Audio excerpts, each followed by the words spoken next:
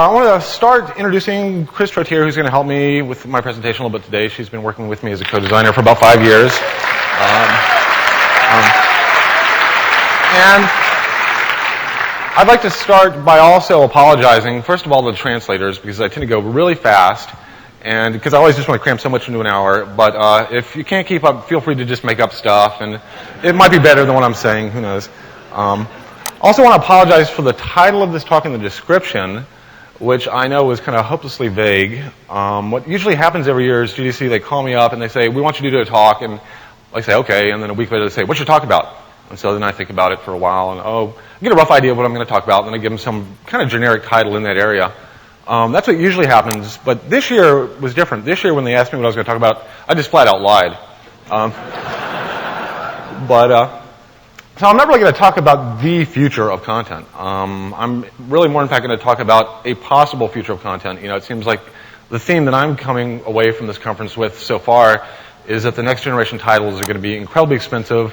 We're going to have to build mountains of content, and it's going to drive most of the smaller players out of the market. And I'd like to offer potentially an alternate vision of that. You know, I think that there is a way to deal with that more creatively. So maybe a more accurate title for this talk would be What I Learned About Content from The Sims. Now, you've probably heard me talk about this a bit, so we're going to do this a little fast. First of all, content is very expensive. This is a list of the content we had in The Sims 2. And compared to The Sims 1, it's, you know, just a mountain of work to make that stuff. Going back across the games I've worked on, looking at the teams scaling up. I showed you the slide last year if you saw my talk. If you look at the content side of that, it's growing disproportionately to the team size. You know, so it's scaling up non-linearly. So it's trending way up, and I think that's kind of what we're hearing at this conference today. You know, one problem with that is that, you know, for us to do twice as much content, it costs us about twice as much effort. But yet the value to the player really isn't twice as much. You know, and this is just basic utility theory. If you're on a desert island and I give you an apple, it's worth a lot, you know, to keep you from starving. Once you have 100 apples, you know, the 101st apple is not worth that much. So I think, you know, we're fighting kind of a losing battle here. On the other hand, we've seen that players love making content. Time and time again, every time we've given the players the opportunity to make content, they've just gone crazy with it. On our website for The Sims 2, we've already got something like 17,000 characters people have uploaded, 10,000 houses, etc. Now, obviously, not all this content is great, but even if only 5 or 10% of this is good, in fact, the percentages are getting better. I mean, in terms of what's really good content the players are making. That still represents a huge amount of content that the players are willing to build for us. This is one of our larger websites, fan websites. They just had a celebration for their 100,000th object that people uploaded on there. Another thing we found from The Sims was that metrics can be extremely useful when you're doing games. You know, we can learn so much from players by studying their play patterns, what they buy, what they do, the verbs they choose, that we can use for various purposes. We see that players hate boundaries. You know, we're seeing a trend toward more open-ended games, you know, especially unnatural boundaries where they just hit kind of an invisible wall in the game. One of the issues there is that as we try to scale up the size of the possibility space for the player, the development effort, again, is kind of a non-linear thing. To build an emergent game takes a lot of iteration. We're currently trying to kind of push that curve down a bit right now by building more emergent gameplay. And we need to also start fighting it on getting cheaper content development.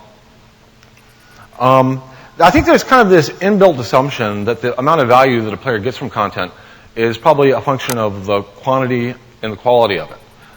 We can take a title like Pikmin, and it doesn't have that much content, but it's very nice looking, and probably the area described there roughly equals the player value. We can take another game like Katamari Damacy, which has a lot of content but a much lower quality, and it feels like about the same amount of value. So from that, I think we can kind of infer this gradient.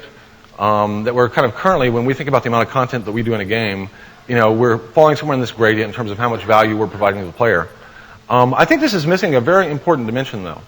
I think, the ownership that we can give players over content feels like a very meaningful new dimension. That, by pulling that out just a little bit, we, add tremendous amount of area to that player value. So maybe we don't need as much content, and it didn't need to be as high quality. If the player made it, they're really into it. This is my guy from Grand Theft Auto. His name's Mo. He doesn't really do the missions. He's kind of a slacker. He rides his bike all day and learns new little bike tricks on his bike. But I love it when he goes into the cutscenes. This guy's wearing his, cute underwear and his Barbie watch, and they take him very seriously in the game somehow. But, after I play the game, I go tell my daughter or my wife stories about what Mo did today, and, I find that, ownership over, the experience translates for me into much more meaningful stories. I never go tell somebody, the story about the cutscene I just saw in a game. But I'm always telling people about the weird, crazy thing I did that was very, unique to me. Very, I really owned the experience and I was driving the story. I was playing the story. And so I contend that player stories will always be more powerful than scripted stories that we try to tell the players. And I'll kind of revisit that a little bit later. So we've got these trends kind of going from, more linear gameplay to more open-ended, steeply rising content costs that we're fighting, the value of player-generated content, metrics that we can capture from the players. So perhaps a more accurate title for this talk today is going to be what I learned about content from The Sims and why it's driven me to procedural methods. Now, I started way back on the Apple II. Remember this? A great machine. And it was 6 times faster than a teletype. But this is actually from one of their ads. Back then, we programmed everything, right down to the metal in, machine code. We actually had memory maps. We knew where everything was in memory, which is kind of cool. And actually, what was in memory, about half of it was code and about half of it was data. The memory was in such short supply that we had to, use as little data as absolutely possible. Today, that ratio is probably more like 100 to 1. Then this happened. CD-ROM came out, and at that point, compared to the amount of memory we were dealing with, and these little tiny floppy disk drives with 140K on them and stuff, this thing was, a supertanker. We could not conceive of this much data. Where in the world are we going to get all the data to fill this sucker up? And so the trend started moving toward, finding ways to create lots of data to pile into our games. And one of the games that kind of really exemplified this for me, well, actually, before I talk about that, this basically was kind of like the meteor that came in and sounded the death knell for the algorithm, in some sense. This is when data, started to really ascend and reign supreme, in our industry. And one of the games that really exemplified this for me was Myst, which was a very elaborate slideshow. It was actually done in HyperCard. Robin and Rand, I thought it was a brilliant game. I loved Myst. I loved all their games. And the fact that they managed to do this in HyperCard as a slideshow, but yet still make you immersed in this world, was absolutely remarkable to me. And one thing that always occurred to me, though, playing Myst, was that, there's this really cool immersive experience, but they had a great time building this world. And I kept thinking that over and over, boy, this is kind of fun to be in, but I wish I could have made this world. That was the fun part. Now, while the rest of the industry was kind of, going off into the data-driven, let's fill up a CD-ROM with lots and lots of content, there was actually kind of another tribe on the other side of the world that kind of kept the old ways. They basically worshiped the algorithm, kind of kept practicing their black arts. They adopted kind of modern dress and technology. And that tribe seems roughly centered on Northern Europe, Scandinavia, ground zero around Helsinki. And we call it the demo scene. And these guys are basically crazy. They'll take, these little tiny things at 64K and through algorithm generate huge amounts of animation and visual stuff and music and sound and just amazing things algorithmically, procedurally. And just to give you kind of some sense for how insane that is, if we take that 64K and we square it again, and again, and again, and again, and again. Okay, that's a CD-ROM over there. Okay, so, why in the world were they doing this? What was the point?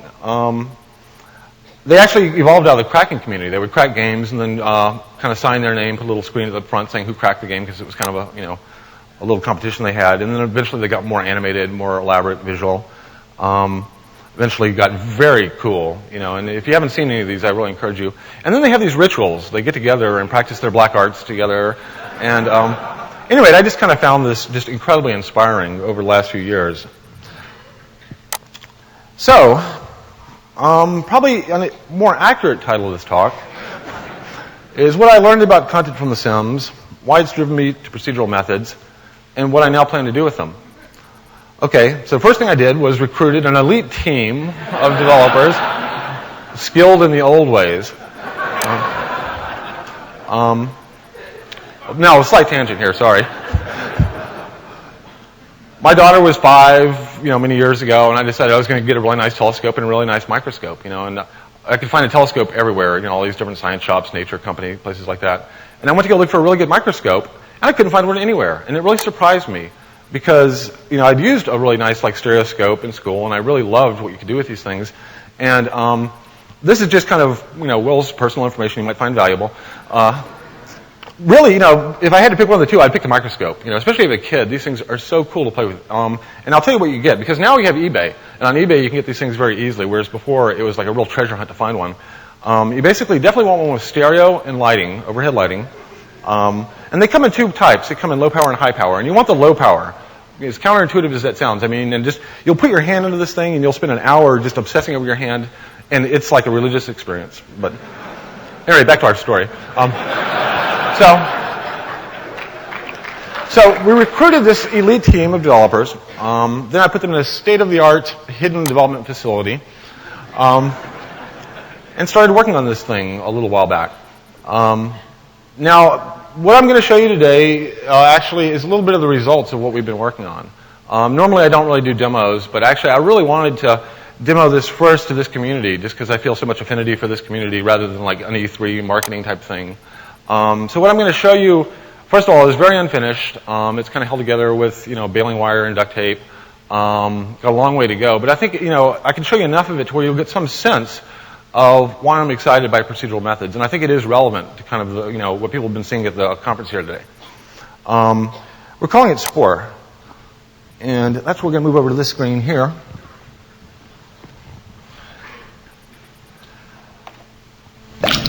Okay. We start here, and we're in the land of the very small.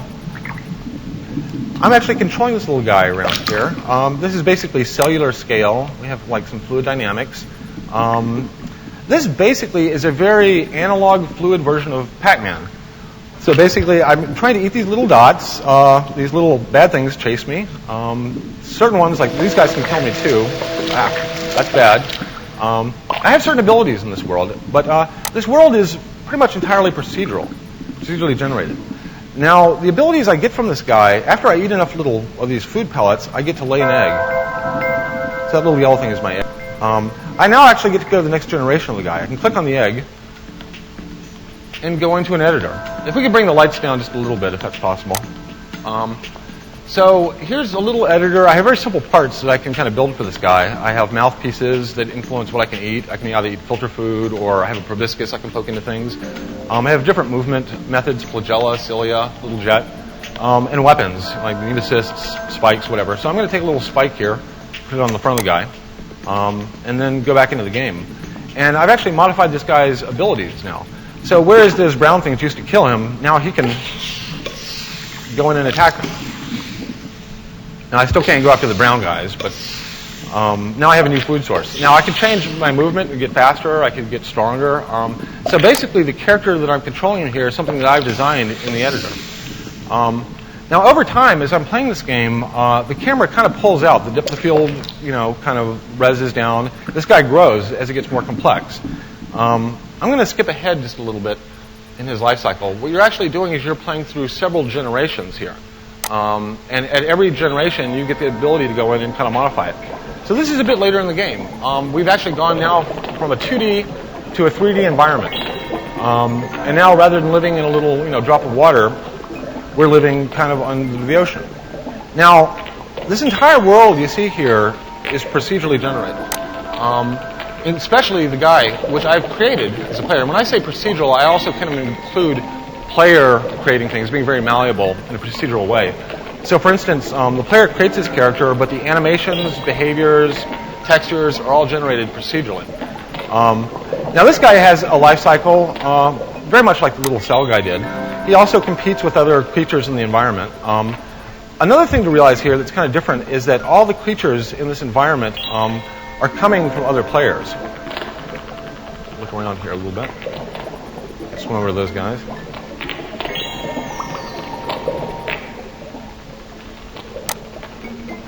Now, when I say coming from other players, what I mean is that they are asynchronously being sent to your computer to fill out your world. We're actually building a balanced ecosystem. Depending on what your world needs, we deliver other players' content to fill out that world around you. Now, like the cell game, this guy, when he reproduces, he lays an egg. Click on the egg, and now we go into the editor. Now, this is the editor for this guy. You can see he's kind of made out of parts. The editor here is roughly a mixture of kind of Mr. Potato Head, Erector Set, and clay.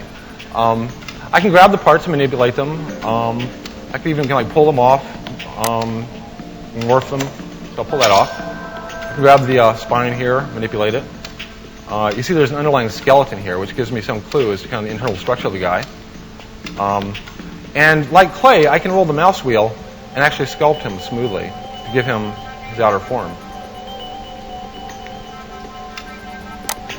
Now, these things are built out of functional parts that actually have meaning to the guy in terms of how he's going to behave and live in this world. These parts also are mutable. So let's pull off his tail here. The part categories come in functional divisions. So these are graspers. A lot of the parts also have some functional value besides their primary one. So that's a grasper as well as having a little bit of a weapon ability. But it's primarily grasper. This is a 3-jointed leg, make it a little bit smaller. These are feet. So basically I've taken my little swimmy guy. I can also scale the parts as I put them on. So I've taken my little swimmy guy and basically pulled his fins off, which is going to mean he's not going to swim too well now. I'll put, let's see, another leg there.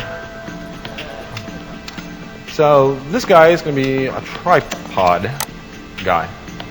So the player can build like really unusual characters in here. The system will analyze what they built and then kind of bring it to life all procedurally. So we'll bring this guy back into the game.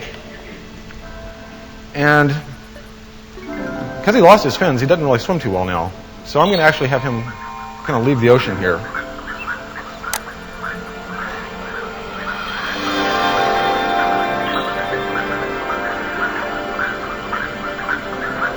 Now, the walking you see here is all procedurally generated based upon an analysis of the skeleton that you created. And in fact, every verb in the game is as well. And once again, the world you're seeing here is procedurally generated, other creatures coming from other players.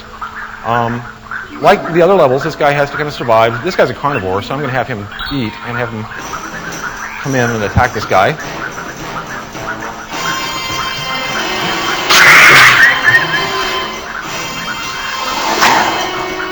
Now, the way he's fighting is based upon where I put his weapon, which is on his tail.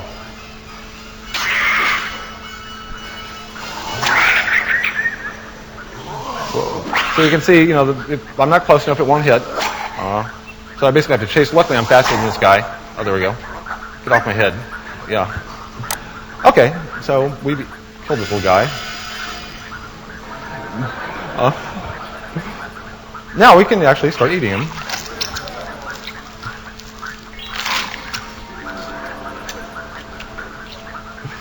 Now, one of the cool things about procedural verbs is that they can be cleanly mixed. For instance, I can tell this guy to take a bite out of this guy and then tell him to walk at the same time. And use that to actually invent a new verb, which is to drag.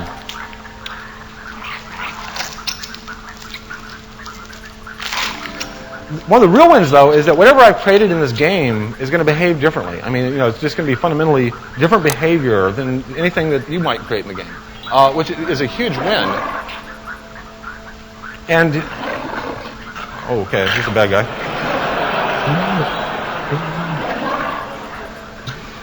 This is where you say, run away. Now, your game actually builds kind of a balanced ecosystem, so you're not always the top of the food chain here. On the other hand, this guy's kind of fast, and, maybe he has some amount of stealth, and maybe I can outrun these stupid little hoppy guys, and he'll go eat one of those guys instead. Let's see. I think I might be safe. Yeah, okay. So one of the next things you do, basically you live out lifespan of one of these creatures, And then you basically mate, which earns you access to the editor. And you earn currency at this level of the game. So I can do a mating call.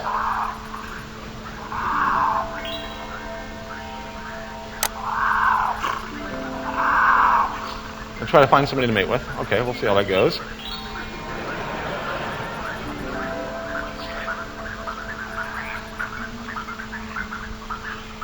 I'll kind of approach carefully. Yeah, that sounds good. Okay. Okay, and then we get to the procedural mating.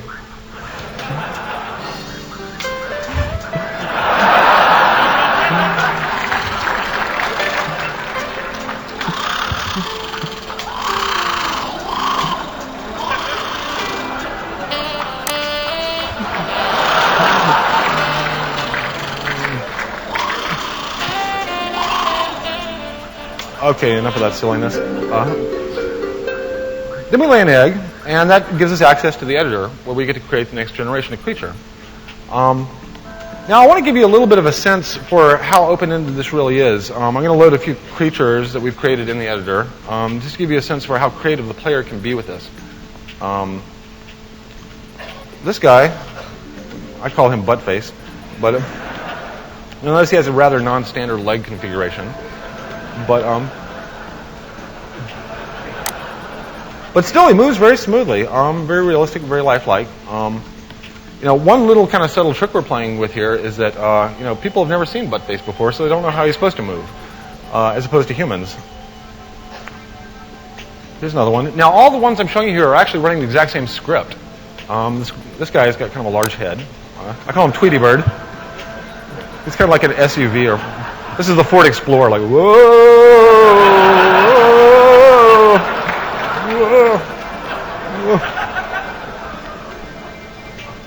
I suspect he would have low fitness in the world. Let's see, this guy I call Hangdog. He's very cool. He kind of walks cool too. But again, basically the same code running on all these things that analyze what the player's done and then kind of animates them, brings them to life. There's also a whole procedural texturing step that we don't have to get into this. Like, I can't show you right now, but the ones in the world you saw that were procedurally textured. This guy I call Dilemma. So the function of these guys is a combination of the parts that you choose for them and also kind of the topological structure that you set up. So this guy just happens to have a very fast walking gait. And it's a property of kind of the way the procedural animation deals with that skeleton. So a lot of the kind of performance of these guys is going to be emergent, from the system. And of course, I insisted to the team that we had to do a Care Bear. So here's our Care Bear. I'm going to make him a really mean carnivore, So at any rate, that's our little evolution game so far.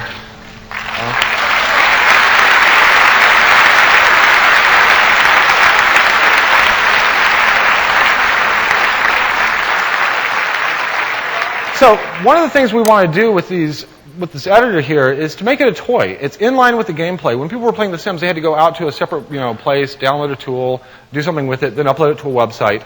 I want to burn the tools into the gameplay and then make the portability of the content transparent to the player. I don't have to go to a website and say, I want some cool creatures from my planet. They should come to me automatically. It should be able to analyze the way I'm playing and bring them to me automatically. I've seen a lot of evolution games, and most of them really did not, I didn't feel like I owned the creatures that were created because it was a very simple, pick from this set of parts or these three slots, head, body, tail, to kind of get that. As a kid, I grew up, just loving dinosaurs, and kind of the generation I'm from, that was like what kids did. And, even then, it was very much a paper, rock, scissors thing, By learning the different types and the names of the dinosaurs, it was kind of cool that I knew what an ankylosaurus was and my mother didn't, and that gave me a certain ownership over those.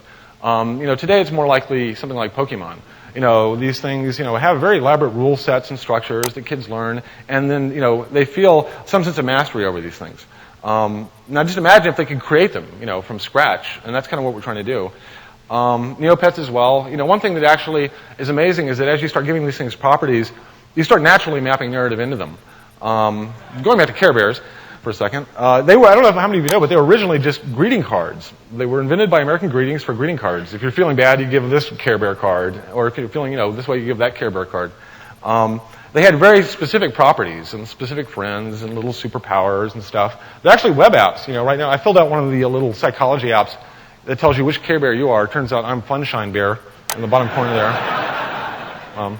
And just when you think you've got all the Care Bears memorized, they go and invent Care Bear cousins, which they're not bears at all. They're all these weird things, except for that little yellow guy at the bottom. It looks like a bear with a tail. And they don't even live in the same place. They live in Forest of Feelings. The Care Bears live in Care-a-Lot. So the Care Bears are up here in Care-a-Lot, and apparently Forest of Feelings is below Care-a-Lot because when they fall off the cloud, they land there. And Earth is even below that because when they have to go on missions, they go all the way down to Earth, which would put them somewhere in like low Earth orbit. And they collectively refer to this as the Kingdom of Caring. And they never specifically say it, but they kind of imply that Earth is the kingdom of who gives a shit because that's where they always have to go on their missions. But I digress. Our lead artist, Ocean Quigley, kind of coined this phrase, artist in a box. We're looking at all the things that an artist would typically have to do to create content in a game and figure out, how can we possibly automate all these things? And then give, a very simple set of controls to the player to where they feel this incredible creative leverage. The stylistic dimension that we would like the players to kind of traverse is somewhere between like Pixar and Giger. I don't think we're going to get quite that far, but I think it's the right dimension. So we want players to be able to do like these kind of Dr. Seuss worlds or these very realistic kind of scary worlds in the game. In essence, what's happening is we have the player here manipulating a very simple little system, and that's their leverage on the thing. The computer takes that very simple little system that they've built and then generates out the much more elaborate data sets, the mesh, the textures. This is actually some of the procedural texturing that we're doing, where the player has control over which scripts run, and they can be combined to get a lot of really interesting results. And they actually analyze the topology of the mesh, so it knows where the back is and the belly and all this stuff. Also, the animations, which you saw, and then eventually the behavior of these things, which can be player-driven, as I was driving my little character around the world, or they can be NPC-driven. When I pull in other players' characters and they're living in my world, the computer is now controlling those things. Eventually, you get this, very elaborate, cool-looking, realistic thing in the world. And what this represents, actually, is a creative amplification of the player's efforts. The computer is really an amplifier here, a creative amplifier on what the player's done. And if we look at how small we can actually compress these representations of, the stuff that I was doing in the creature editor could probably be compressed down to about 1K bytes.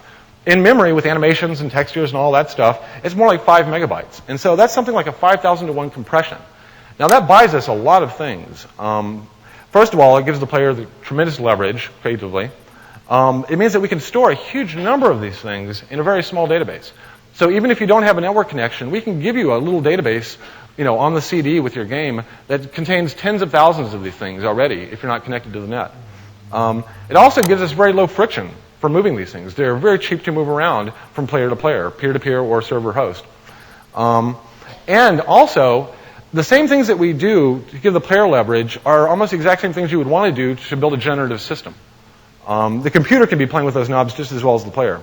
Very much like, when somebody's making a face or a character in The Sims, they're doing sliders, it's going through some process, creating the finished content. And this is kind of basically mapping to the idea of a genotype, going through embryology to an eventual phenotype. And that compression is vital for this whole thing. And those levers, again, as I said, can be pushed either by the player or by some generative system. So the pollination that's happening here is as you build a creature, it actually gets sent up to our server. And this is one model. Actually, a lot of models could work here. It could be peer-to-peer as well. Where we're sorting the best content and we're categorizing it. They're also categorized by things like their life cycle and how they behave in the world, how big they are, what they eat. So we can do parametric mapping to the content. In the meantime, your world kind of requests, we need people to fill out the world that I'm going to be competing with. And they get pulled in to build a little ecosystem around you. So that's basically kind of the pollination idea here, where the world is being built around you continuously as you play. Let me go back over here. The editor. Now there's one more palette at the bottom here, which is the brain palette. Now this is what you're really trying to do here. is you're trying to save away a little bit of funds as you're playing the game and slowly invest them in the brain. This is kind of like your college savings account. You know, a lot of times you're buying stuff, oh, I'm getting beat up, I'm going to buy better weapons, or I'm going to hide or run faster. But if you can save a little bit extra, you start investing it in the brain and you work your way up kind of this ladder. Now, once you get the highest level brain, your creatures actually become sentient, and you move to the next phase. Now, at this level, the game actually mutates from kind of a first-person eater to an RTS. Now we're controlling a whole little herd of these guys. Now, one thing that I talked about landmarks last time in my talk last year, and I'm going to show you just a few of the landmarks for me in the design. One of the landmarks is I've always been fascinated with the idea of monkeys with guns. And I don't know why, but just what happens when you give monkeys guns, there's something cool about that. So at this level, rather than, the creature is now set. You've evolved the creature. But at this level, I could buy them tools. And in this case, I'm shopping for tools, and I'll talk about the shopping a little bit later. In this case, I'll buy them a spear rack. They get excited. We're seeing kind of more elaborate procedural verbs at this point. They'll kind of have a response, decide what they want to do with it. I'm going to try now, before they get into trouble, I'm going to buy them a campfire here. These guys are still a bit excitable. But I'm actually dealing with the social dynamics at this point. Depending on how they play them, they can become very emotional or very logical at this level of the game. Let me buy them a drum. Now, I bought them a drum, and now these guys have decided to start playing the drum. This is actually a procedural dance, based upon my creature.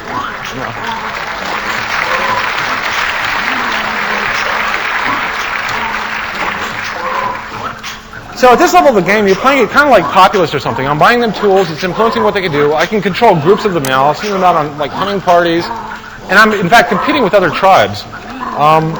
At this level, the ladder that I'm climbing is I'm really upgrading their hut. And so I'm going to buy them a better hut here, which will allow me to buy them better tools and also allow my tribe to grow. And I'm competing with other tribes for members. They have to do with food and stuff like that. Now, they're just basically living in this little corner of the world. I'm going to skip ahead a bit here. As I upgrade the hut here, eventually I upgrade it to the next level, which brings me to yet the next game, which is the city game. Now, at this level, we're basically playing a very, very simple version of SimCity. I can, decide what buildings to make them. I build roads. They have needs. And basically, I'm trying to keep them happy in their little city. And again, I have complete creative control over everything you see here. So I am, the player is the author of this little world.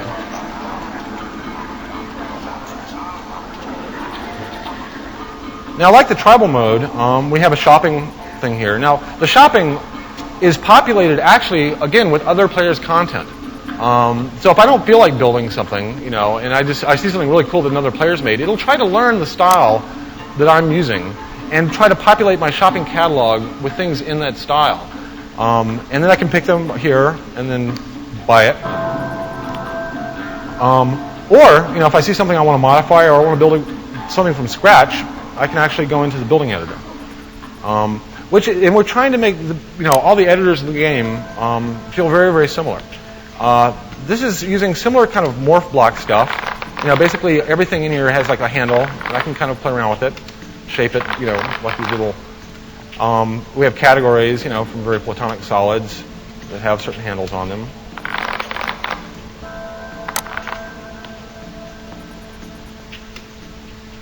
Now the building editor is a little bit closer to Legos, really. I can grab an object and I can have it intersect or stack. We're trying to find the simplest possible operators. The average person can very, quickly learn, and this becomes a toy to them. That they really have a lot of time. And we found this a lot in the Sims build mode, by the way. The players would go into that mode. There was a little bit of a learning curve, but they had kind of immediate, feedback, and they got so much creative reward for doing that. That I've been looking at how we fold that experience more and more into the gameplay. Okay, so we basically added this little mushroom thing to our building. We'll go back in the game. There it is over here. So they're happy. They like it. The primary feedback for me in this game is kind of the happiness of my people, and you're dealing with like large-scale kind of social interactions between the characters. As I mentioned before, the tribal game, this is my city, but I'm actually competing, with other cities. If I scroll across the map, I can look for neighbors. So here's another city. Now, this city was created in the exact same editor, just using, slightly different primitives, different texturing, from the procedural texturing. But just to give you a sense of the variety of style that a player can do. So our city was kind of, I would call maybe Dr. Seuss style. This is more kind of techno-industrial Star Wars style. But these kind of demonstrate a little bit the kind of Pixar to Giger dimensions. Now, these guys also will have a very different culture than my guys. Depending on how we evolved and how I dealt with them, or how the computer dealt with these guys during evolution and tribal. These guys are really kind of more aggressive, a little bit more industrial. At some point, once you upgrade your city enough, you get the ability to start building vehicles. This is how the cities actually interact. At the tribal, you're actually sending people from tribe to tribe and doing raids or trading. You can have kind of good or bad relationships with the neighboring tribes.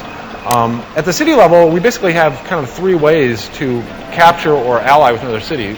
They're basically military, economic, or cultural, depending on kind of the cultural flavor of my people. So they don't look very friendly, and they're heading our way. So we can open our vehicle editor, which works very much like the building editor. There's a shopping alternative populated with items that other players have created. And I'm just going to buy something here. Like that, we have parts categories. These have functional meaning, so propellers can help the thing fly. Certain things enable it to go into water or go on land. But I'm just going to go ahead and go for this goofy-looking thing. This is kind of more of a Nazca-looking. And there they go. Go God knows where. They're a little goofy. Yeah, go to that city. Go. No, not that way. Oh. Okay, so they're peaceful cowards, so it's hopeless. I don't know. In the meantime, these guys are, not looking real friendly. So this is kind of militaristic, but there are more peaceful avenues to kind of capturing cities. At this point in the game, we're actually kind of entering the what I call the civilization game. And this is a very simple version of a game like Civ or Risk. As we pull back now, for the first time, you can see the entire world, other cities. Now, one little trick you might notice here is that as I pull away from a city, it actually gets very exaggerated. This is both for aesthetic and functional reasons. Like, as I pull into the city, notice how it pops to a realistic scale, but as I pull out, it actually becomes an icon. That indicates actually the level of micromanagement. At this level, the city is one big button, and it has a very simple menu. If I want to go in and actually go in and still modify the cities, I'm still building Paris while they're attacking it, I can still zoom in and click the individual buildings and bring them into the editor and stuff. So basically, you play this game, the Civ, game, and slowly conquer the world, city by city, continent by continent, until pretty much you have owned this entire little world and built it on the way. So, that's that.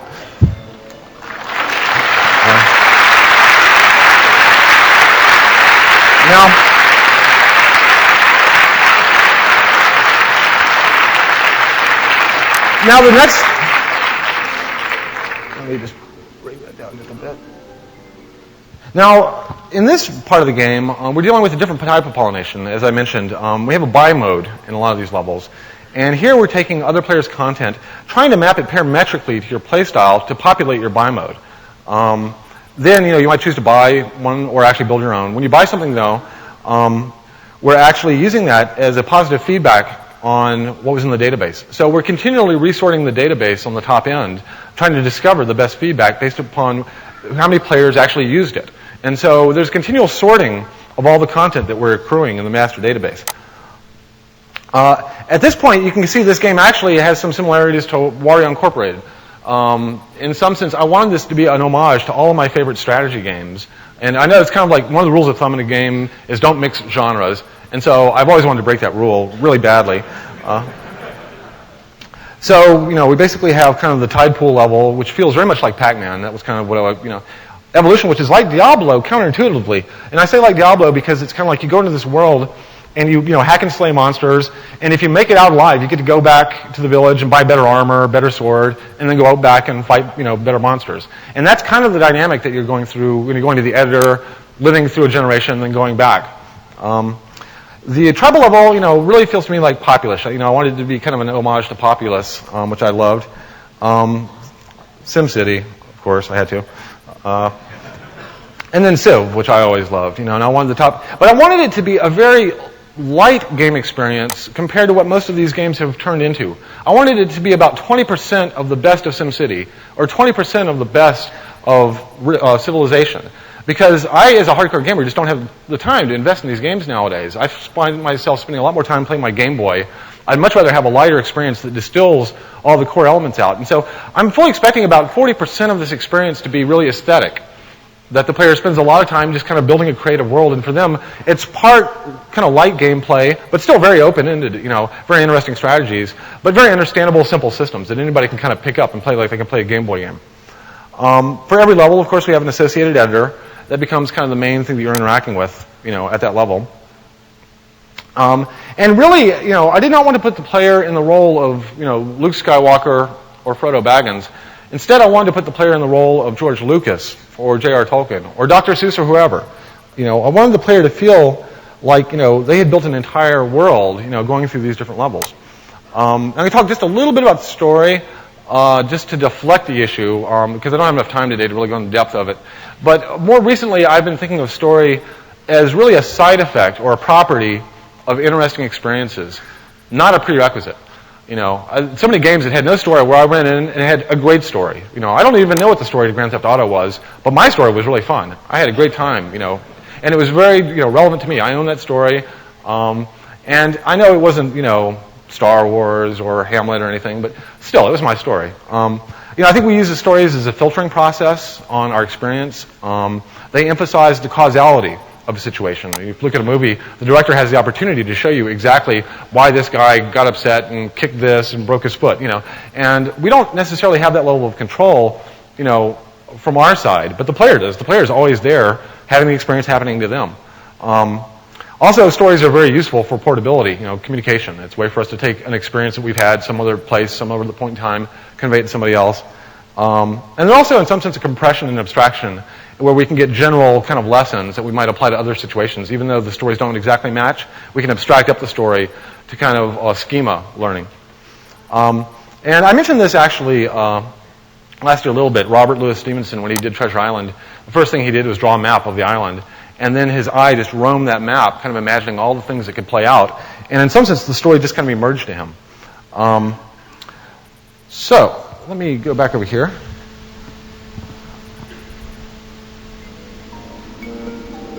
So here's our little toy world again.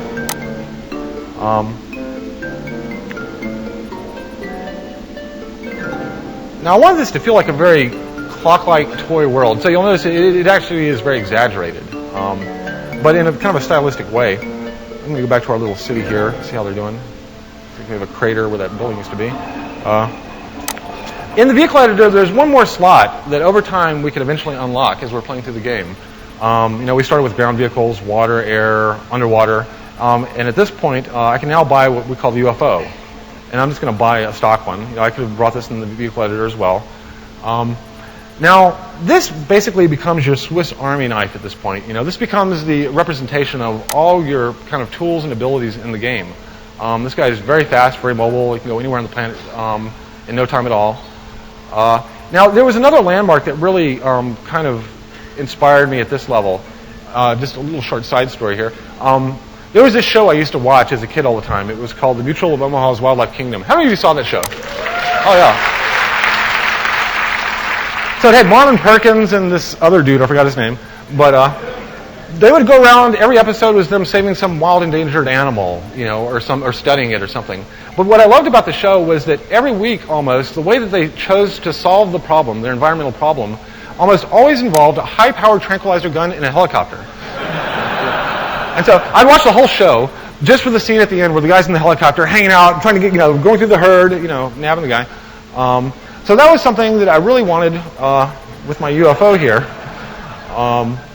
And so the UFO really, one of the things it is, it's a content creation tool. So I can go around looking for something. Let's see. Oh, these are the guys that were beating up on us way back. Now it's time for us to get our revenge. Okay, if I can get over to them. This is a little tricky. Whoa, got him. Yes. So here, this is basically a little abduction beam, and that's too fast for me. Oh, I don't want to tank. No way. I can get that guy. Oh, man, they're hard to get. Well, I guess one will do. So I can use this to go around the world sucking up content. And as you might have guessed, I can also use my UFO to kind of go further out, and further out, and further out, and further out, and further out.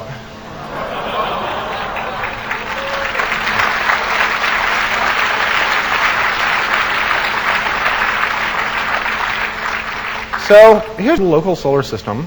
A few comets. There's our sun. We have hot planets near the sun. This is our home planet that we actually evolved on. And then way out here we have some cold planets. We can click on any planet, kind of go over to it, and we can actually take our UFO there to investigate. These planets really represent like little sandboxes for the player. So as we pull up to this moon, you'll notice geologically it's very different than where we came from, than our home planet. It's much further away from the sun. Now, one of the things I want to do with this thing is I actually want to kind of bootstrap it up to life, and basically build a whole flourishing, civilization on this. And I might do a very different style too. So you can view these as like different palettes that I have to work with. So one of the things I want to do is I want to try to get life on this planet to live and kind of bootstrap it up. I'm going to come down to the surface here, really quick. Now I'm going to try dropping that guy I just picked up.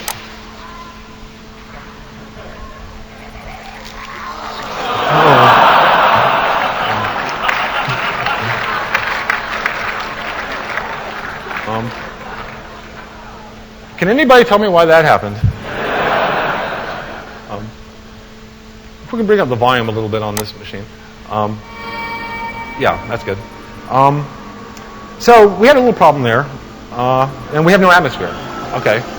So what we really want to do is we want to make this world livable. Now, at this level, another one of my kind of landmarks was an old thing called KidPix. How many of you played KidPix? I wanted this to feel like KidPix, basically. What I loved about KidPix is you had all these cool, weird, wacky, creative tools, and they were always out of your control. I mean, you always did these unexpected, oops, I didn't mean to do that type of thing. And I wanted the terraforming to kind of feel like that as well. So I'll pick one of my terraforming tools. And these are things that you earn for the UFO. You're actually increasing your UFO's ability over time, and there are lots and lots of tools and different ladders. So we'll fire a little volcano tool. And so this is actually sculpting the surface of the planet directly. And pumping atmosphere in there.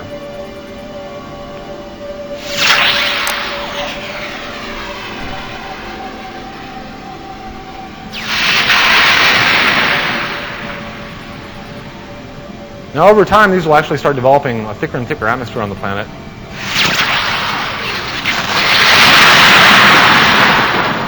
But in the meantime, I can actually start building colonies here, even while I'm waiting for that. So, pick a spot, zoom in. When I build a colony now, at this point, I get kind of the style that I had on my home world.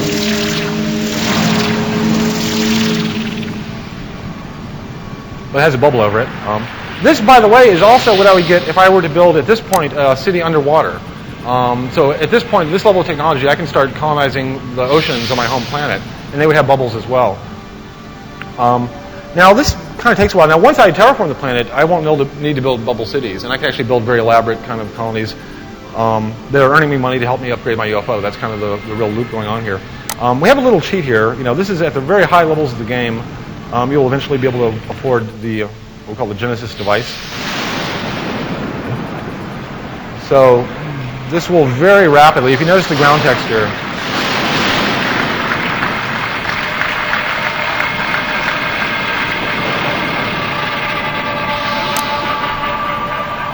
you see things are starting to green up a bit. We're getting a little bit of atmosphere.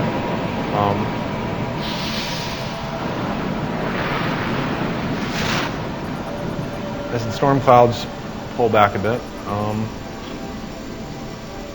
So we're actually trying to bootstrap up the atmosphere, and then there's the biosphere score. So once you get a little bit of an atmosphere, you start then bringing in plants, probably that you've harvested from your home planet, and then you can actually start living there. So it's like a kind of a three-way colonization game, terraforming game. But really, we want players to be extremely creative, kind of with what they build here. So let's pull away from this guy.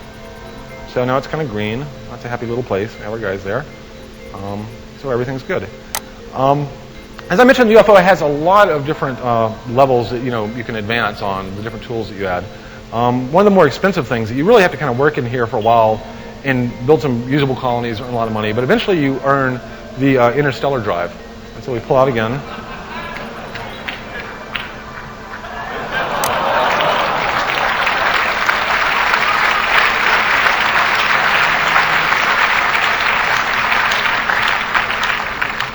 Now this is our home planet here.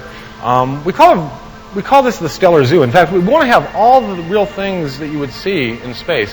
One thing that's always really annoyed me about the way astronomy is presented is it's presented as two-dimensional. If you look at star maps like that, I mean, that's the way astronomy is taught. But yet it's this beautifully three-dimensional thing, and you just are not given the sense of what that's like.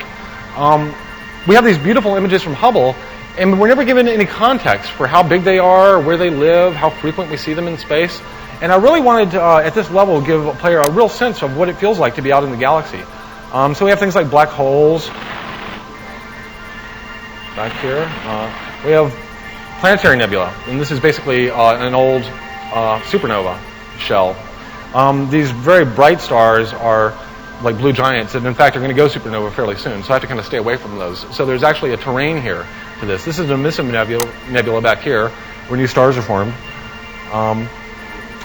But also at this level, we have a SETI tool. I can roll the mouse over different planets and listen to them. If I'm listening for radio chatter, I'm actually trying to discover other intelligence. Oh, there we go. What is that? There we go.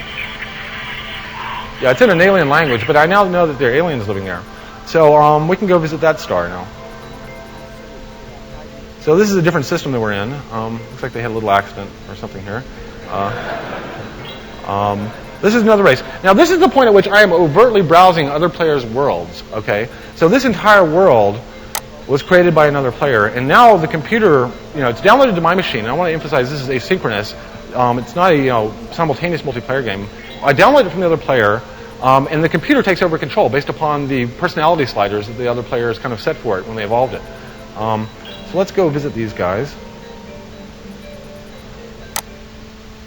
This is kind of a little hot planet because it's so close to the sun. You can see it has kind of a very different geology. Very arid. Very large sun there.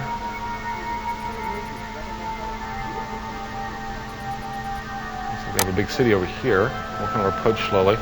Now, when we're doing first contact with the other species, you have to kind of play this little close encounters musical game with them to try and establish a language. And they may or may not respond well, depending on how you play it. So I'll try that now.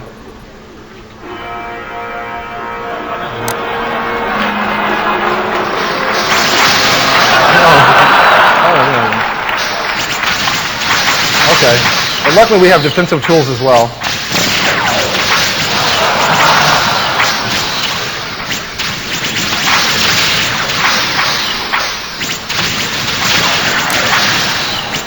So this is Space Invaders. My weapons are seeming a little ineffectual against them. But as I mentioned, all of our tools in the UFO come in many different flavors. So.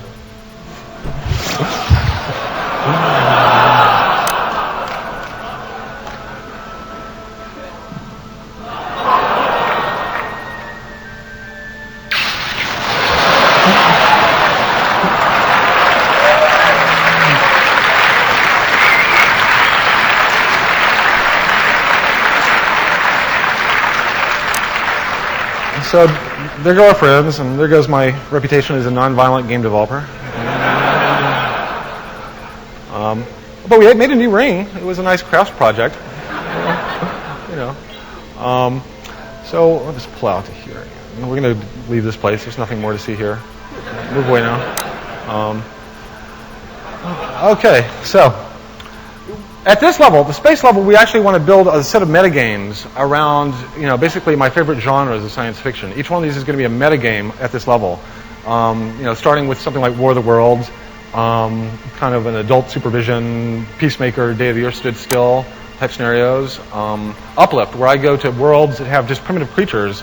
I can drop down a monolith, and basically come back later and see how they've evolved to intelligence to see those worlds. First Contact, abduction and crossbreeding, of course. You'll have free access to the most of the editors at that point. So at this point, I can go back into the creature editor for free and make weird alien, hybrids. And diplomacy. Every race is going to have its own kind of personality.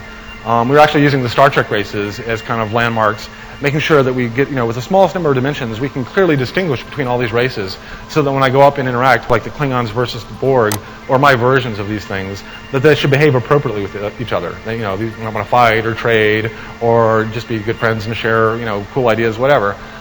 We want the space game to really feel very, very open-ended, and this is where I think most of the narrative is going to come into the game. I want the players to feel like they're creating these worlds. If you look at some of the old comic book covers from the 30s and 40s, that's what I want the players to feel like they can make these worlds of this variety. And if you look at these covers, they mostly, they have vehicles, buildings, aliens, and planets. So all the different things that we have editors for are represented on these covers. This is some of the concept art we did for trying to get a sense of how broad we think players can build worlds aesthetically.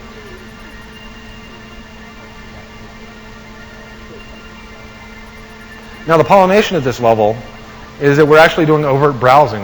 I'm actually going to another player's entire planet. When I'm on the planet, I can actually, abduct their creatures, steal vehicles, and they enter my library. I can use their creatures to go back and populate like an entire zoo planet if I choose to.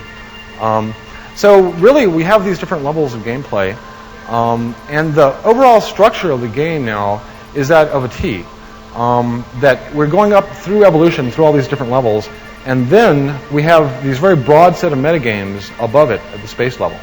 And this is actually a little bit opposite than most games, because what we're doing here is we're putting the more goal-oriented gaming first as the tutorial for the eventual sandbox, which will then surf down through all these levels. In most games, you think about it, the sandbox is kind of the tutorial.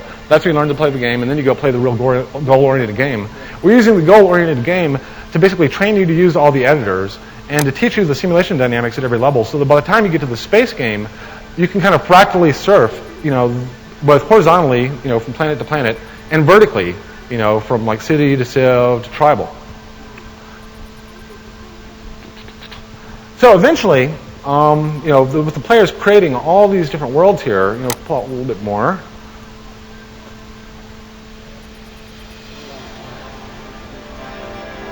Now, the region we were in was like this little square here.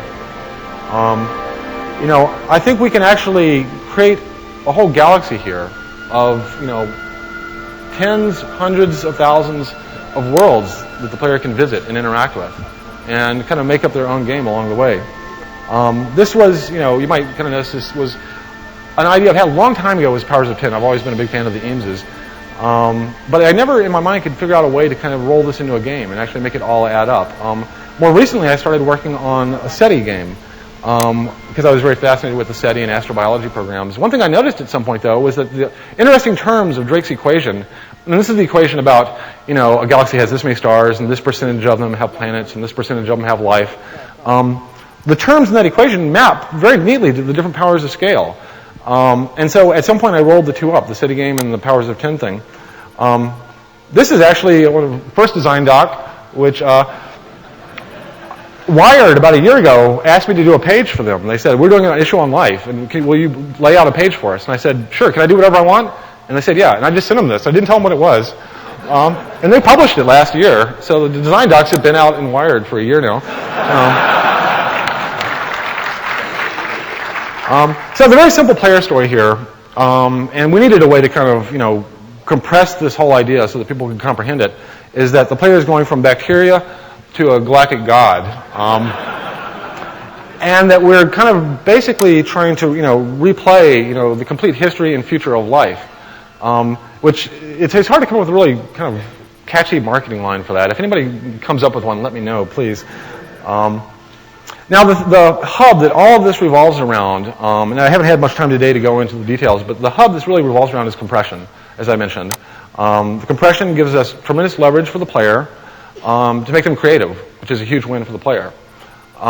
It also, that same leverage, gives us generative systems, which we can use to populate huge content libraries. Also, it makes the content very portable, that we can use to build an unbounded world around the player, which is, again, is a huge win. We did over 200 prototypes of this. In fact, I've shown many of the prototypes for this over the years. I just didn't tell you what they were. But prototyping has become kind of a religion for us around this. And one last thing I wanted to say here.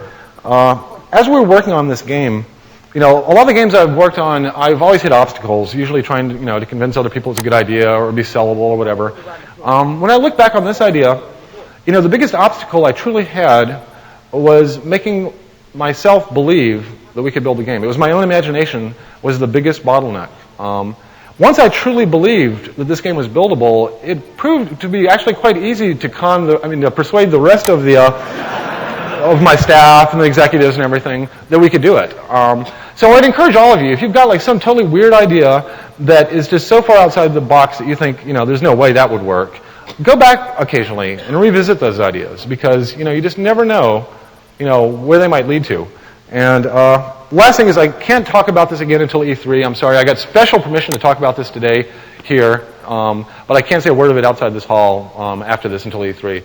But that's it. Thank you very much.